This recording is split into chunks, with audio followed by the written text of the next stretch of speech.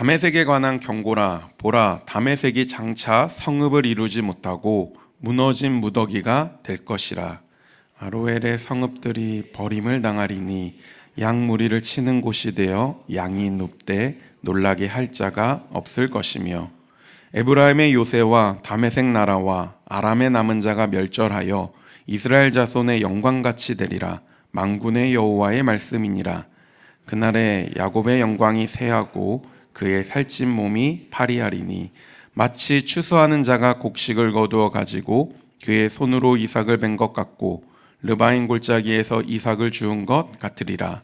그러나 그 안에 주울 것이 남으리니 감람나무를 흔들 때에 가장 높은 가지 꼭대기에 과일 2-3개가 남은 같겠고, 무성한 나무의 가장 먼 가지에 4-5개가 남은 같으리라. 이스라엘의 하나님 여호와의 말씀이니라.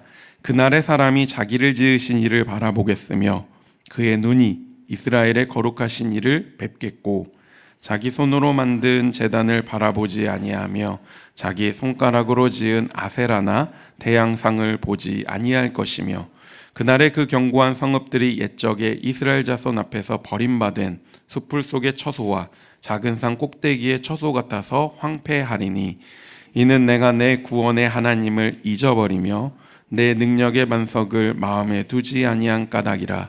그러므로 내가 기뻐하는 나무를 심으며 이방의 나무 가지도 이종하는도다. 내가 심는 날에 울타리를 두르고 아침에 내 씨가 잘 발육하도록 하였으나 근심과 심한 슬픔의 날에 농작물이 없어지리라. 슬프다. 많은 민족이 소동하였으되 바다 파도가 치는 소리같이 그들이 소동하였고, 열방이 충돌하였으되 큰 물이 몰려옴같이 그들도 충돌하였도다. 열방이 충돌하기를 많은 물이 몰려옴과 같이 하나 주께서 그들을 꾸짖으시리니 그들이 멀리 도망함이 산에서 겨가 바람 앞에 흩어짐 같겠고 폭풍 앞에 떠도는 티끌 같을 것이라. 보라, 저녁에 두려움을 당하고 아침이 오기 전에 그들이 없어졌나니 이는 우리를 노력한 자들의 몫이요 우리를 강탈한 자들의 보응이니라. 아멘. 사랑하는 성도님들, 오늘 우리가 함께 읽은 말씀 이사야 17장은 다메섹과 북이스라엘을 향한 하나님의 심판의 말씀이 기록되어 있습니다. 우리가 알다시피 이 당시 가장 강한 나라는 아수르였습니다. 아수르는 주변 나라들을 위협하기 시작했습니다. 그래서 아람과 북이스라엘은 서로 동맹을 맺었습니다. 두 나라는 자신들이 힘을 합치면 아수르의 공격을 막을 수 있다라고 생각했습니다.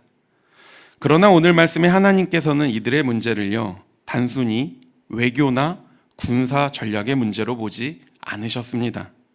더 근본적인 문제가 그들 안에 있었음을 하나님은 말씀하십니다. 그들은 위기의 순간에 하나님을 찾지 않았습니다. 하나님보다 눈에 보이는 힘을 더 의지했습니다. 오늘 본문 10절은 그 이유를 이렇게 말씀합니다.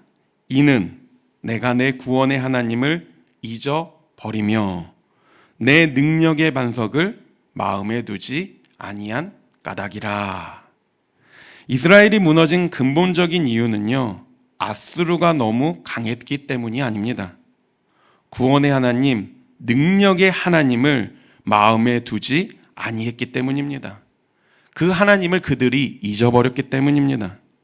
그래서 오늘 말씀을 통해 우리가 무엇을 의지하며 살아가고 있는지를 이 시간 돌아보기를 원합니다. 먼저 오늘 말씀에서 첫 번째 살펴볼 것은 하나님을 잊으면 인간의 영광은 쇠하게 된다라는 겁니다. 1절에서 하나님은 다메섹을 향해 말씀하시죠. 다메섹에 관한 경고라. 보라, 다메섹이 장차 성읍을 이루지 못하고 무너진 무더기가 될 것이라. 다메섹은 아람의 수도였고 오랜 역사를 가진 아주 강한 도시였습니다. 사람들의 눈에는요, 쉽게 무너지지 않는 도시였습니다. 그러나 하나님은 그 견고한 성읍이 무너진 돌무기가 될 것이다 라고 말씀합니다. 2절을 보면 사람들이 살던 성읍이 양무리를 치는 곳으로 변화되었습니다. 평화로운 모습이라기보다는 사람이 모두 떠나고 아무도 살지 않는 황폐함을 보여주는 것이죠. 그런데 심판은 다메섹에서 끝나지 않습니다. 3절에서는 에브라임, 곧 북이스라엘의 요새 또한 사라질 것이다 라고 말씀하고 있습니다. 아람과 북이스라엘은 서로가 손을 잡으면 두 나라 모두 살아남을 수 있다라고 생각했습니다. 그러나 하나님을 떠난 동맹은 그들을 구원하지 못했습니다. 오히려 두 나라는 함께 심판을 받았습니다. 하나님을 대신하여 붙든 것은 결국 우리의 구원자가 될 수 없다라는 것을 오늘 말씀을 통해 우리는 알 수 있습니다. 4절은 북이스라엘의 쇠퇴를 이렇게 표현합니다. 그날에 야곱의 영광이 쇠하고 그의 살찐 몸이 파리하리니. 풍요롭고 강했던 나라가 병든 사람처럼 쇠약해졌습니다. 사랑하는 성도님들, 인간의 영광은 영원하지 않습니다. 돈도, 건강도, 지위도, 능력도 하나님께서 주신 귀한 선물이죠. 그러나 그것이 우리의 반석이 될 수는 없습니다. 오늘은 든든해 보여도 상황이 바뀌면, 환경이 바뀌면 언제든지 흔들릴 수 있습니다. 그런데 놀랍게도 6절의 말씀을 보면 감람나무 꼭대기에 몇 개의 열매가 남아 있다라는 겁니다. 심판은요, 철저하지만 하나님께서는 모든 것을 완전히 없애지 않으셨습니다. 남은 자를 보존하시죠. 하나님은 죄를 심판하시지만 자기 백성을 완전히 버리지 않으십니다. 징계와 심판 가운데서도 다시 시작할 수 있는 은혜를 남겨두시는 거죠. 그러므로 우리가 의지하던 것이 흔들릴 때 우리는요, 모든 것이 끝났다라고 생각하지 말아야 합니다. 이 시간은 하나님이 때때로 우리로 하여금 우리의 삶이 우리가 무엇을 의지하고 있는지를 깨닫게 하시기 때문입니다. 징계 가운데서도 하나님은 다시 하나님께 돌아올 길을 우리 가운데 남겨두십니다. 두 번째는 회복은 하나님을 다시 바라보는 데서 시작한다라는 거죠. 7절은 오늘 말씀의 전환점이 되는 본문입니다. 그날의 사람이 자기를 지으신 이를 바라보겠으며 그의 눈이 이스라엘의 거룩하신 이를 뵙겠고. 다메섹이 무너지고 북이스라엘의 영광이 쇠한 뒤에 사람들은 그때 비로소 하나님을 바라보기 시작합니다. 여기서 바라본다는 건 무엇입니까? 단순히 눈으로 본다라는 뜻이 아니죠. 하나님을 의지하고 하나님께 마음의 소망을 두고 하나님께로 다시 돌아간다라는 뜻인 거죠. 그 전까지 그들은 군사력, 성읍, 동맹을 바라보았습니다.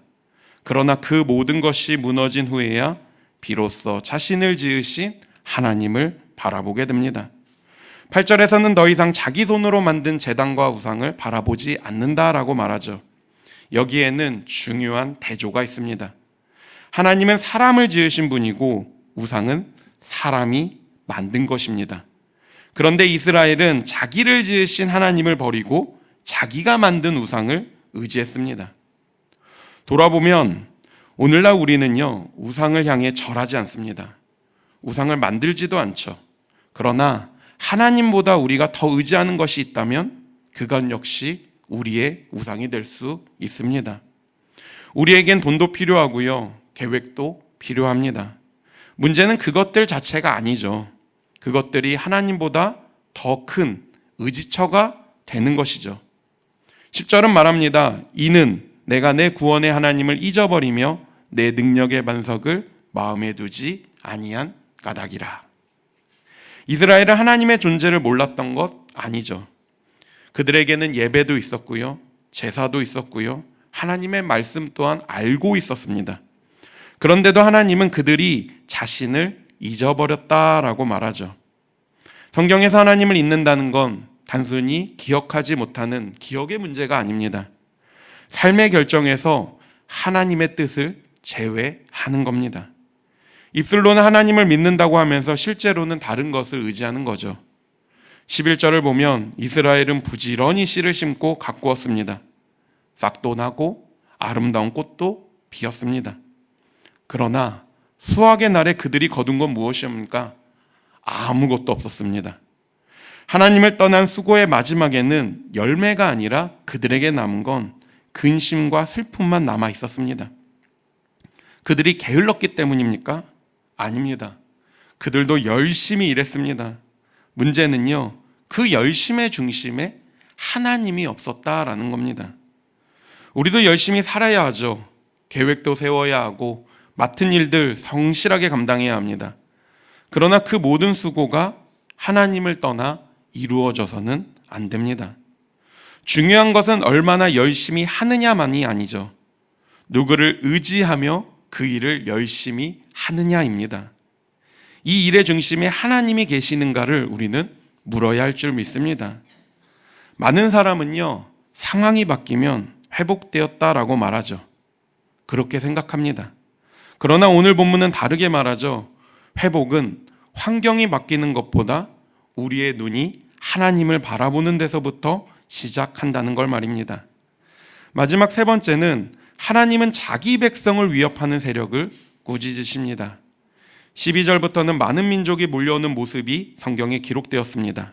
슬프다 많은 민족이 소동하였으되 바다 파도가 치는 소리같이 그들이 소동하였고 열방이 충돌하였으되 큰 물이 몰려옴 같이 그들도 충돌하였도다. 이 모습은 아수르와 그 군대가 몰려오는 모습을 묘사하고 있습니다. 그 소리를 바다의 큰 파도로 표현하고 있습니다. 사람의 눈으로 보면 누구도 막을 수 없는 강한 군대였습니다. 북이스라엘과 남유다에게 아수르는 모든 것을 삼킬 것 같은 거대한 파도였습니다. 그런데 13절을 보십시오. 주께서 그들을 꾸짖으시리니 그들이 멀리 도망함이라. 하나님께서 그들을요 꾸짖으십니다. 더 큰 군대를 동원하신다? 그렇게 말씀하지 않으셨습니다. 단지 하나님은 그들을 꾸짖으십니다. 그러자 바다처럼 몰려오던 그 강한 군대가 산의 곁처럼 폭풍왕의 먼지처럼 다 흩어 사라집니다. 사람에게는 거대한 파도처럼 보이지만 하나님 앞에서는요 아무런 무게가 없는 겨와 같습니다. 이처럼 하나님은 아수르를 북이스라엘의 죄를 심판하는 도구로 사용하셨습니다. 그러나 그 강한 아수르조차 하나님의 손을 벗어날 수는 없습니다. 심판의 세력까지도 하나님의 주권 아래, 하나님의 손 아래 있는 겁니다. 14절은 말하죠. 보라, 저녁에 두려움을 당하고 아침이 오기 전에 그들이 없어졌나니. 저녁에는 적군이 성을 둘러싸고 있었습니다. 사람들은 이제 모든 것이 끝났다라고 생각했을 겁니다. 그러나 아침이 되기 전 그들이 사라졌습니다. 사랑하는 광명교회 성도님들, 오늘 저녁에 보이는 상황이 내일 아침의 결론은 아닙니다. 건강과 가정, 재정과 자녀, 미래에 대한 문제가 우리에게는 모든 것을 삼킬 것 같은 아주 커다란 파도처럼 보일 수 있습니다. 그러나 하나님 앞에서는 바람에 흩어지는 겨와 먼지에 불과합니다. 사람에게는 거대한 파도일지만 하나님께서는 한마디 꾸짖으면 충분합니다. 하나님께서 언제나 우리가 원하는 때와 원하는 방법으로 우리의 문제를 해결하신다라는 뜻은 아닙니다.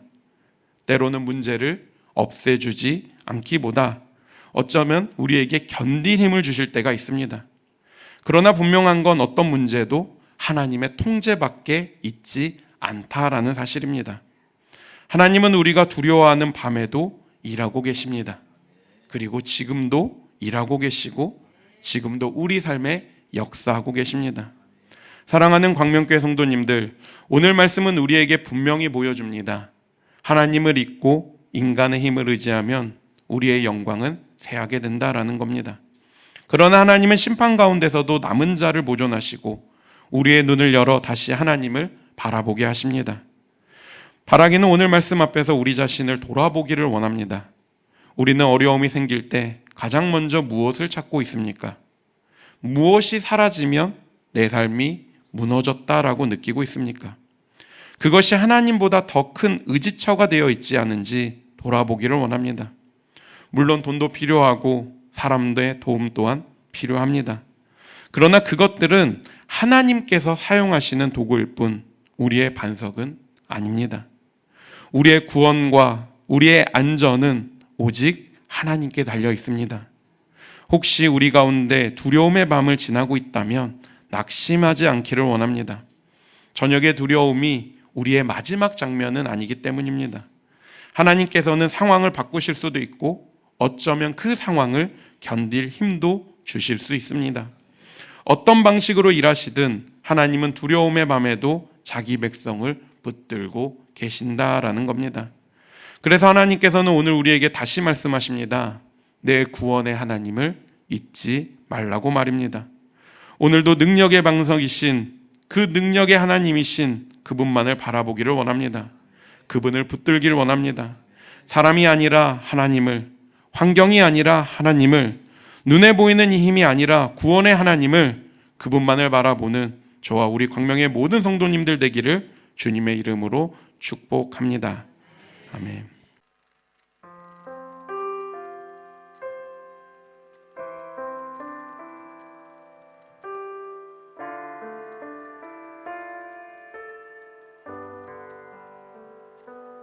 안개 속에서 주님을 보내